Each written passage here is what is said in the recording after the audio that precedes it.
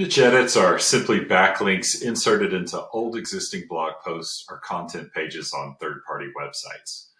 Now, that is an existing post or page already on the web. That's the main differentiator from a guest post backlink, for instance. They're called niche edits because you outreach to find a blog post in your niche, and then you ask to have it edited to include your link. They're also referred to as editorial links, link insertions, and sometimes broken link building.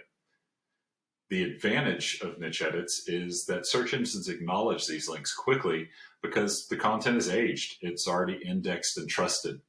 The content often has comments, social signals, or even backlinks, making them more potent than a fresh guest post. Acquiring niche edits is the same as broken link building or guest posting. It takes time, a lot of emails, and scraping the web for new third-party websites to form relationships.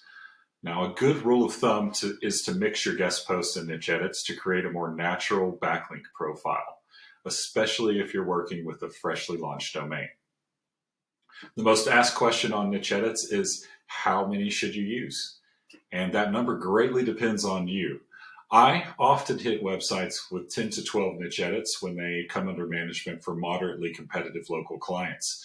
For difficult competitors or densely populated regions, this can increase drastically. And I've even hit national level clients with up to 100 niche edits at a time. You'll find what works for you. The important thing is that niche edits move the needle quickly.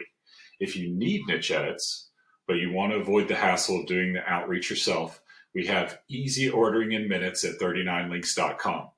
Our powerful niche edits average DA46 and cost only $39.99 per link with no minimum orders. I'm Mike Guest, the CEO and founder of 39links.com, inviting you to experience faster rankings than you ever thought possible with niche edits.